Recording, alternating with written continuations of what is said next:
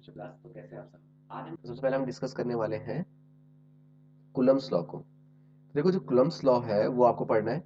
Coulomb's law होता क्या है, मेरे ख्याल से सब बच्चे जानते होंगे। F इज इक्वल्स टू, आप लिख देता हूँ, F is equals to 1/4 pi epsilon not dot Q1 Q2 upon r square. तो आई होप इतना तो सबको याद। यूनिट होती है बेटा आपकी newton dash metre square upon C square का मतलब कूलम्स का स्क्वायर। तो के की यूनिट याद रखना बहुत जरूरी है। यहाँ पे के इक्वल्स टू कैसे बनेगी के की यूनिट, के इस पूरे को आप के कहते हैं ना, ये पूरा के होता है, ठीक है। तो ये के एज इट इज रह जाएगा। अब ये डिवाइड वाला आर स्क्वायर आपका चल जाएगा इंटू में F into r square upon ये Q1 Q2 आपके आ जाएंगे नीचे Q1 इंटू Q2। सो यहाँ से समझ लेना पहला टॉपिक आपका कूलम्स लॉ वाला। कूलम्स लॉ आपका इंपॉर्टेंट है, इसमें डायरेक्ट क्वेश्चन आ सकते हैं। दो चार्ज आपको दिए हो सकते हैं, ठीक है ना। दो चार्ज जो आपको दे देगा और बीच का डिस्टेंस देगा और फोर्स निकालने के लिए कहेगा, ठीक है ना। तो ये नेक्स्ट आता है हमारे पास मल्टीपल फोर्स के लिए, force between the multiple charges electric field due to the system of the charges. देखो जब मल्टीपल की बात, तो फिर फॉर्मूला जो हो जाता है मेन, वो फॉर्मूला आपको जाता है F इज इक्वल्स टू, इसको आप F नेट लिख सकते हैं, ठीक है। F net is equals to F1 plus F2 plus F3 and plus dot dot dot so on, जहां तक भी ये है, ठीक है ना। तो मैं इसको देता हूँ F3, ओके। और यहाँ पे Fn हो जाएगा, ये लास्ट तक जितना जितने भी टर्म्स होंगे उतने फोर्स ले लेंगे में से Fn, ठीक है ना। तो ये याद रखना है आपको कि नेट फोर्स जब भी बात की जाएगी। नेक्स्ट है हमारे पास, इसमें जो याद रखना होता है इलेक्ट्रिक फील्ड लिखा है इसमें ना, इलेक्ट्रिक फील्ड देखिए जो टर्म्स लिखा है इलेक्ट्रिक फील्ड, इसका मतलब क्या होता है। इलेक्ट्रिक फील्ड के लिए आपको याद रखना है इलेक्ट्रिक फील्ड की यूनिट एंड डायमेंशंस क्या होती है। इलेक्ट्रिक फील्ड को हम ई से डिनोट करते हैं, ई बराबर होता है आपका एफ अपॉन क्यू। तो एफ की यूनिट होती है न्यूटन, और चार्ज की क्या होती है कूलम। सो इलेक्ट्रिक फील्ड की जो यूनिट होगी वो न्यूटन पर कूलम होती है, ठीक है ना। हम्म एक इंपॉर्टेंट टाइप का क्वेश्चन है, मैं आपको दिखा रहा हूँ, ठीक है ना, जो फर्स्ट चैप्टर में आपको आना चाहिए। मैं यहाँ पे ऐड कर देता हूँ। देखिए ट्रायंगल ऐसे दिया हुआ होगा, है ना। इस ट्रायंगल में एक चार्ज यहाँ पे होगा, एक चार्ज यहाँ पे होगा और एक चार्ज यहाँ पे होगा, और इनके बीच के डिस्टेंस दे रखे होंगे आपको। मान लो इक्विलेटर है तो आर ये है, तो ये भी सारे बराबर होंगे, ठीक है। अगर ये इक्विलेटर ट्रायंगल है तो आर सारे इक्वल होंगे इसमें। तो इसके लिए जो फॉर्मूला लगेगा, तब फॉर्मूला लगता है, इसमें आपसे पूछेगा तो पोटेंशियल एनर्जी पूछेगा यू, ठीक है। तो फॉर्मूला आप लगाएंगे 1/4 पाई एप्सिलॉन नॉट, ठीक है। पहले इन दोनों चार्जेस के बीच में, इन दोनों चार्जेस के बीच में, इन दोनों चार्जेस के बीच में, है ना। सो फिर ऐसा लग जाएगा, इसको Q1 लिख देते हैं, Q2 लिख देते हैं, उसको लिख देते हैं Q3। तो जो पोटेंशियल एनर्जी बनेगी वो बनेगी Q1 into Q2 upon are, ठीक है। यहाँ पे लगेगा आर, नाम होगा इस आर का 1 2 के बीच में, क्योंकि तो R12, ठीक है।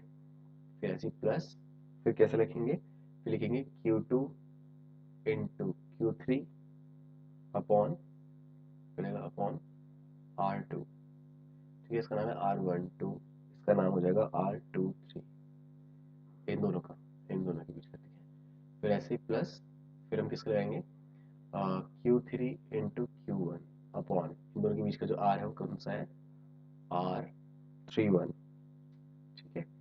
ये फॉर्मूला जाता है इनके बीच में।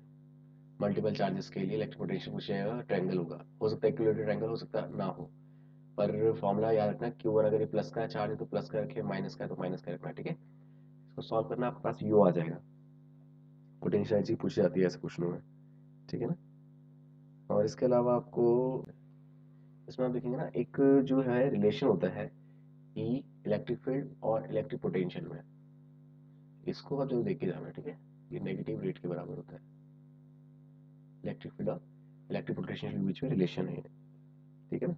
यहाँ से पूछा जा सकता है। उसको तो डायरेक्टली पहले फॉर्मूला याद रखना है आपको, उसका फॉर्मूला होता क्या है।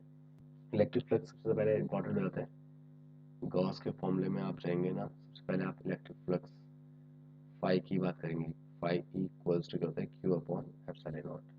पहले ये देख लेना अच्छे से, ठीक है। इसमें जो क्वेश्चन पूछा जाएगा बेटा वो आपको ऐसे पूछा जाएगा, एक स्ट्रेट लॉन्ग स्ट्रेट वायर है इन्फिनिटी लेंथ की, उसके चारों तरफ कितना इलेक्ट्रिक फील्ड बन रहा होगा वो आपको निकालना है, ठीक है। स्ट्रेट वायर है, तो आप सबको डेरिवेशन याद होगा, एक सिलेंड्रिकल फॉर्म हम इसके कॉर्नर में मान लेते हैं, एज्यूम कर लेते हैं, एंड देन तब इसके लिए हम डेरिवेशन ड्राइव करते हैं, है ना। और वो डेरिवेशन जो आता है आपका वो कुछ इस तरीके से आता है, अगर सही लिख रहा हूँ तो वो ऐसा आता है, equals to lambda upon 2 pi epsilon not r. ठीक है, इसको जरूर देख लेना, डेरिवेशन अपने आप बहुत ज़्यादा इंपॉर्टेंट है, गॉस एप्लीकेशंस का है, ठीक है ना, इसको जरूर देख लेना, ठीक है, जाने से पहले। और इसके अलावा अगर एक शीट के लिए अगर बोले, मान लो जैसे एक शीट है, गॉस की एप्लीकेशंस, एक शीट अगर आपके पास है, ऐसे डेरिवेशन में ऐसा कुछ होता है वो शीट में, तो यहाँ पे चार्जेस डिस्ट्रीब्यूट है इसके अंदर, है ना।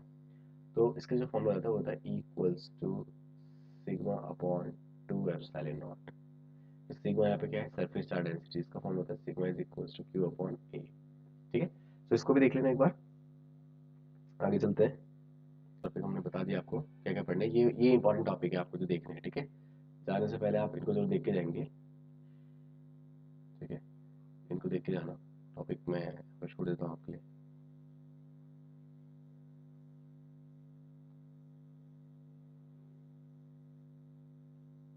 चलिए अब चलते हैं हम नेक्स्ट चैप्टर की तरफ। नेक्स्ट चैप्टर इज कैपेसिटर से जो हमें पढ़ना है इलेक्ट्रिक पोटेंशियल। सबसे पहले आता है पोटेंशियल ड्यू टू, कैपेसिटर वाले में आपको तो ये फॉर्मूला याद रखना है, इसका क्या होता है, Q is directly proportional to V होता है, ठीक है ना, याद रखना। अगर आप डायरेक्टली प्रोपोर्शनल हटाओगे तो ये क्या लगाओगे आपने, कांस्टेंट कैपेसिटेंस, तो फॉर्मूला याद रखना है इसका डायरेक्टली। इसके अलावा जो आपको याद रखना है, इसकी एसआई यूनिट जो होती है, इसकी सी की, सी यानी कि कैपेसिटेंस, सी कैपेसिटेंस की यूनिट होती है फैराडे, एफ, ठीक है। और इसमें जो एनर्जी का फॉर्मूला होता है वो इम्पोर्टेंट है, यू, एनर्जी, एनर्जी का फॉर्मूला पूछा जाता है कई बार, वो तो फॉर्मूला एकदम हाफ सी वी स्क्वायर, या आप लिख सकते हैं formula u equals to half q v, ठीक है, एक फॉर्मूला ये भी होता है। इसके अलावा एक फॉर्मूला आप ये भी लिख सकते हैं, क्यू स्क्वायर टू सी, सारे सी के फॉर्मूले हैं यू के, ठीक है। अच्छा नेक्स्ट आ जाते हैं, टेंस में जो डेरिवेशन इंपॉर्टेंट है, एक तो ये पैरेलल प्लेट वाला, मुझे लगता है पैरेलल प्लेट सुनते सबको समझ में आ गया होगा मैं किसकी बात कर रहा हूँ, C equals to epsilon naught A upon D वाले की, ठीक है, ये वाले की। और इसके अलावा जो डाइलेक्ट्रिक मीडियम हो, सीरीज फॉर्म पैरेलल फॉर्म इनका आता ही होगा आपको, तो बहुत आसान है, ठीक है। प्लेट है, ये किस किस पे डिपेंड करती है, इसका जो कैपेसिटेंस होता है, डी को हाफ करेंगे तो कैपेसिटेंस को क्या फर्क पड़ेगा, एरिया को डबल करेंगे तो कैपेसिटेंस को क्या फर्क पड़ेगा, ये भी क्वेश्चन पूछे जाते हैं इसमें, ठीक है, तो इसको एक बार देख लेना जाने से पहले। नेक्स्ट चैप्टर पे, नेक्स्ट चैप्टर आपका है, ये हो गया हमारा, एनर्जी कैपेसिटेंस मैंने आपको बता ही दिया है, चलो इसको हटा देते हैं। नेक्स्ट चलते हैं ओम्स लॉ, इसको हटाओ, सो हमारे पास जो इंपॉर्टेंट रहता है ओम्स लॉ, ठीक है ना। ओम्स लॉ मुझे लगता है वो तो खैर बहुत ज़्यादा इजी, इसमें जो इंपॉर्टेंट बेटा एक तो पढ़ना है आपको, ड्रिफ्ट वेलोसिटी क्या होती है, ठीक है ना। ड्रिफ्ट वेलोसिटी आपसे डायरेक्टली पूछा जा सकता है इसमें, ड्रिफ्ट वेलोसिटी का फॉर्म डेरिवेशन जो आता है लास्ट में आता है, ड्रिफ्ट वेलोसिटी, इसके लिए करते हैं एक पेज ले लेते हैं, ड्रिफ्ट यहीं पे कर देता हूँ इसको मैं, ठीक है। तो सबसे पहले तो लिखते हैं ड्रिफ्ट वेलोसिटी, यहाँ लिख देता हूँ, ड्रिफ्ट वेलोसिटी होता है V D is equals to minus का E, capital E tau upon M, ठीक है, ये इसका फॉर्मूला होता है, किसका, ड्रिफ्ट वेलोसिटी का फॉर्मूला होता है ये, ठीक है ना। तो ड्रिफ्ट वेलोसिटी याद रखना, जिगजैग मोशंस होती है ना। एक आता है mobility of electrons, mobility of electrons, mu, mu का फॉर्मूला होता है ई टो अपॉन एम। इसमें बस इलेक्ट्रिक फील्ड नहीं आता मोबिलिटी वाले में, ठीक है ना, क्या नहीं आता, इलेक्ट्रिक फील्ड नहीं आता, ये याद रखना, ठीक है। Mobility, mobility of charge, mobility of charge का फॉर्मूला को इस तरीके से इंडिकेट करते हैं, इसका मोबिलिटी ऑफ चार्ज की फॉर्मूला को हम ऐसे लिख सकते हैं, mu equals to drift velocity यानी वी डी अपॉन ई, पूरा फॉर्मूला क्योंकि सेम है, ई नहीं आता ना इसमें, देखो इस वाले फॉर्मूले में देखो ये ई नहीं आएगा इसमें बस, ई हटाने के लिए ई से डिवाइड कर दिया, mobility of electron is a ratio of drift velocity and electric field. ठीक है, ये भी याद रखना। मोबिलिटी ऑफ इलेक्ट्रॉन की मोबिलिटी ऑफ इलेक्ट्रॉन के लिए फॉर्मूला, इसकी यूनिट जो पूछी जाती है मेनली एग्जामों में, इसकी जो यूनिट है, इसकी जो यूनिट बनती है बेटा, वो यूनिट भी आप याद रखना है। यूनिट होती है इसकी मीटर, यूनिट होती है metre, metre square second inverse volt inverse 1। ठीक है, आप इसको ऐसे भी लिख सकते हैं, metre second inverse 1 newton inverse 1 coulomb. ठीक है, मोबिलिटी की। फिर है limitations of Ohm's law. Yes, बिल्कुल इंपॉर्टेंट है, एक बार इसको भी देख लेना, लिमिटेशंस क्या क्या होती है ओम्स लॉ की, है ना। रेसिस्टिविटी जब देख के जाना, क्या होती है रेसिस्टिविटी। एक आता है कंडक्टिविटी, कंडक्टिविटी को आप ऐसे भी नोट कर सकते हैं, 1/ρ कंडक्टिविटी। हाँ, कंडक्टिविटी की जो यूनिट होती है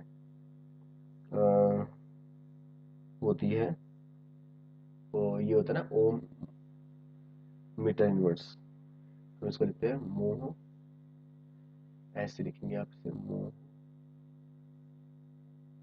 मोह मीटर इनवर्स, मोह मीटर इनवर्स। यहाँ पे ऐसे भी लिख सकते हैं इसको, मोह मीटर इनवर्स, या लिख सकते हैं साइमन मीटर इनवर्स। सब सही है, ठीक है। वो तो है ओम्स लॉ, आपको देख के जाना ही है। लिमिटेशंस ऑफ ओम्स लॉ हो गई, resistivity of the different material, combinations of resistor series parallel में आ जाएगा, combinations of cell, Kirchhoff's law. Kirchhoff's law अपने आप में इंपॉर्टेंट ऐसा हो सकता है किरचॉफ के फर्स्ट लॉ को, कि किसी क्लोज सर्किट के लिए ना, ठीक है, the sum of the current meeting in the junctions in a close electric circuit is always zero. मान लो कि एक सर्किट का जंक्शन है, किरचॉफ का फर्स्ट लॉ बता रहा ना, ठीक है, मान लो एक जंक्शन है इस तरह, तो ये करंट इनवर्ड हो रहा है और ये करंट इसके आउटवर्ड हो रहा है। तो sigma I is equal to net current का जो एल्जेब्रिक सम होगा हमेशा क्या होगा, जीरो। ये फर्स्ट लॉ है इसका, ठीक है ना। और जो सेकंड लॉ है आपका, सेकंड लॉ वो होता है आपका कुछ इस तरह से कि एक सर्किट बना होगा, वही क्लोज सर्किट होगा, लेकिन ये सेल पे डिपेंड करता हुआ है। एक ये एक ये, ठीक है।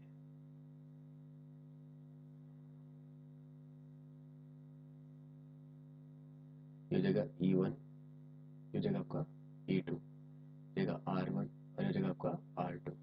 सो इस फॉर्मूले में इसमें कहते हैं कि this law is supported to the conservation of energy. So आप इसका लिखते हैं sigma E is equals to sigma I into R. ठीक है, ये किसका है, ये किरचॉफ के सेकंड लॉ का है, याद रखना है इसको, ठीक है ना। किरचॉफ का सेकंड लॉ, किरचॉफ का फर्स्ट लॉ किस पे डिपेंड करता है, law of conservation of charge. ये कंजर्वेशन ऑफ चार्ज पे, चार्ज की कंजर्वेशन पर बात करता है, और ये किसके कंजर्वेशन पर बात करता है, एनर्जी कंजर्वेशन पे। दो टर्म्स भी याद रखना, फैराडे का वो कंजर्वेशन ऑफ चार्ज पे डिपेंड करता है, और किरचॉफ का जो सेकंड लॉ है वो आपको करता है कंजर्वेशन ऑफ एनर्जी पे डिपेंड, ठीक है ना। ये भी आप याद रखेंगे। इसकी कंडीशन ये होती है, ये ओपन और क्लोज दोनों के लिए एक्सिस्ट करता है, जबकि ये केवल क्लोज के लिए एक्सिस्ट करता है, ठीक है ना। तो इसको अभी हमने डिस्कस कर लिया है। नेक्स्ट देखते हैं चैप्टर को, magnetic force and the current carrying wire. ठीक है, the magnetic force on the current carrying wire. ठीक है, बहुत सारी तरह के फोर्स वगैरह है इसमें, उसको आप देख लेना।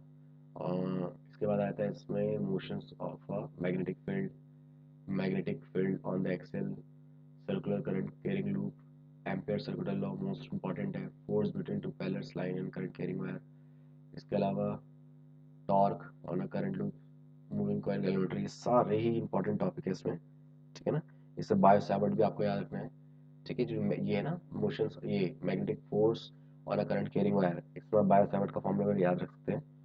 बायो सैवर्ट का फॉर्मूला आप सबको पता होगा क्या होता है, d B is equals to, direct motion लिख सकते हैं हम, इक्वल्स टू के, ठीक है, I dot d l sine theta upon r square.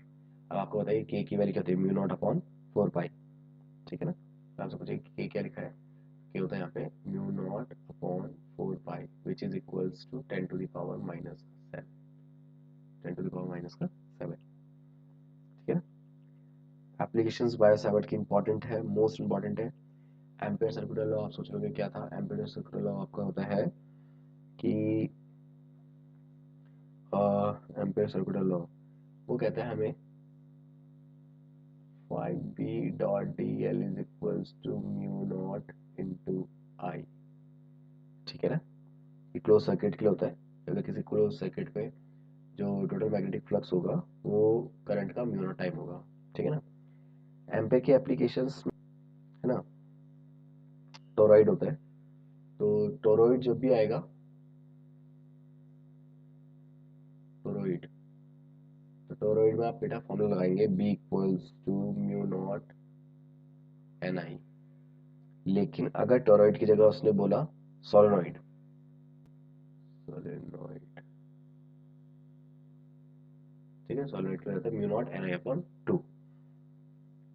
Torque जरूर देख के रहे हैं, टॉर्क, टॉर्क का फॉर्मूला होता है आपका torque equals to M B sine theta. ठीक है, टॉर्क का फॉर्मूला जरूर देख के देना। Tau equals to M B sine theta भी होता है, टॉ इक्वल्स टू एक और फॉर्मूला भी होता है tau equals to N I B A sine theta भी होता है, क्योंकि एम बराबर जो आप यहाँ पे देख रहे हैं एम बराबर क्या होता है एन आई ए। ठीक है, ये भी होता है फॉर्मूला। चलो, मूविंग कॉइल कैलकुलेटर जो देख के जाना, करंट सेंसिटिविटी वोल्टेज सेंसिटिविटी सबसे ज्यादा इंपॉर्टेंट है ना। तो मूविंग कॉइल कैलकुलेटर के लिए आपको सेंसिटिविटी जरूर देख के जानी है। करंट सेंसिटिविटी क्या होती है आपकी, वो होती है I is equals to, I equals to theta upon I, है ना। और थीटा की जो वैल्यू है वो है एन बी ए अपॉन पूरा के, के, ठीक है, के। ये होता है आपका करंट सेंसिटिविटी। करंट सेंसिटिविटी के बाद वोल्टेज सेंसिटिविटी भी पूछी जाती है, करंट सेंसिटिविटी और वोल्टेज सेंसिटिविटी। तो वोल्टेज सेंसिटिविटी में क्या हो जाता है, बस यहाँ पे आ रहा था साथ में, बाकी सब सेम ऊपर का।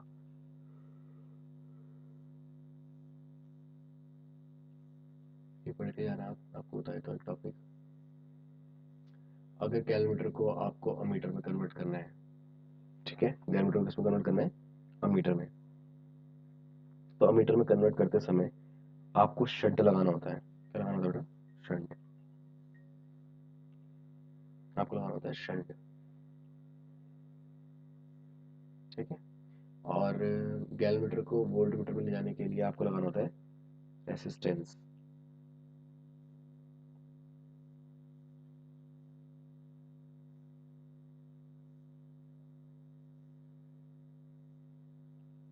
आपको लगाना होता है रेसिस्टेंस।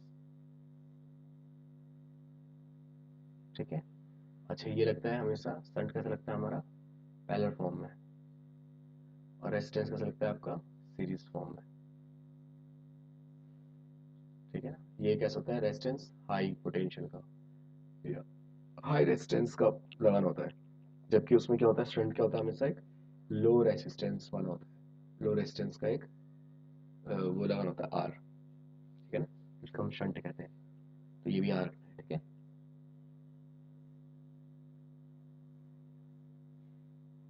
नेक्स्ट है हमारे पास axial magnetic field lines, bar magnet solenoid आपको देखना है। और ठीक है, इसमें डायमैग्नेटिक पैरामैग्नेटिक फेरोमैग्नेटिक सब्सटेंस के बारे में जरूर देख के जाना। नेक्स्ट आपका आता है मैग्नेटिक फ्लक्स, फैराडेज लॉ दोनों देख के जाना। इलेक्ट्रोमैग्नेटिक इंडक्शन के मोस्ट इंपॉर्टेंट है, लेंज लॉ याद रखना है कि सर्किट में इंड्यूस्ड होने वाला करंट हमेशा उसका ऑब्जेक्शन करता है जिससे खुद प्रोड्यूस हो रहा है।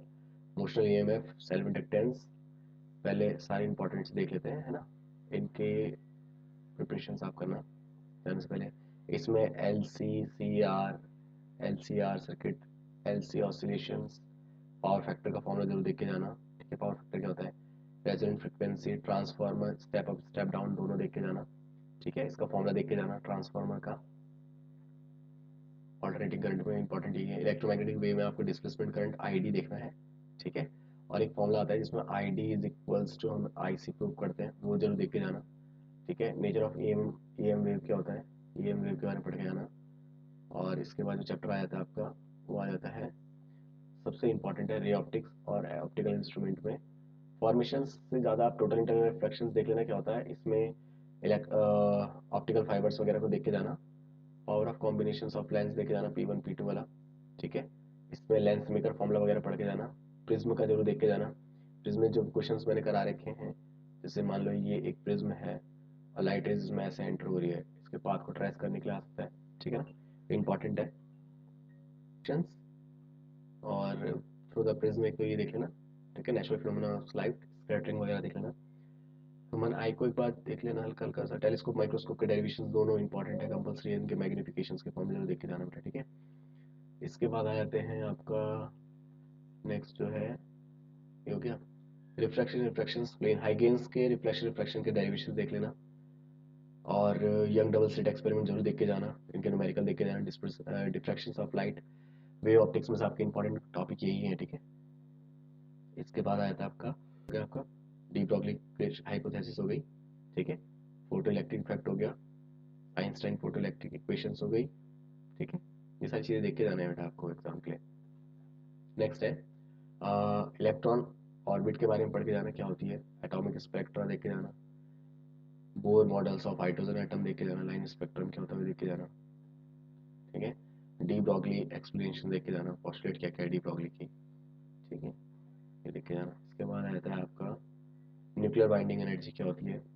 ठीक है, इसमें न्यूक्लियर बाइंडिंग एनर्जी में आपके पास मास डिफेक्ट टेल एम के क्वेश्चंस भी जरूर आएंगे, टेल एम जरूर देख के जाना मेरे। ठीक है, टेल एम वाले क्वेश्चंस। इसके बाद इंट्रिंसिक सेमीकंडक्टर, एक्सट्रिंसिक सेमीकंडक्टर क्या होता है, पीएन जंक्शन डायोड, इसको अच्छे से देख के जाना पीएन जंक्शन डायोड को। ठीक है, forward bias rectifiers most important topic है इसका बेटा, मोस्ट इंपॉर्टेंट, यानी रेक्टिफायर्स आपको जरूर देखना है। Genres full wave rectifier, half wave rectifier दोनों इंपॉर्टेंट है। और इन टॉपिकों को कवर करने की कोई जरूरत नहीं है आपको। ठीक है, इस टॉपिकों की नीड नहीं है, बस इस पर रेक्टिफायर ज़्यादा इंपॉर्टेंट है। फॉरवर्ड बायस बैकवर्ड बायस है, जंक्शन हो गया, सेमीकंडक्टर हो गया। ठीक है ना, ये हो गया। इसके बाद to spread this tips with your friends. After all knowledge is the only thing that grow when spread. Okay, so wish you all the best for the examinations. Wish you all the best. God bless you. ठीक है, bye bye.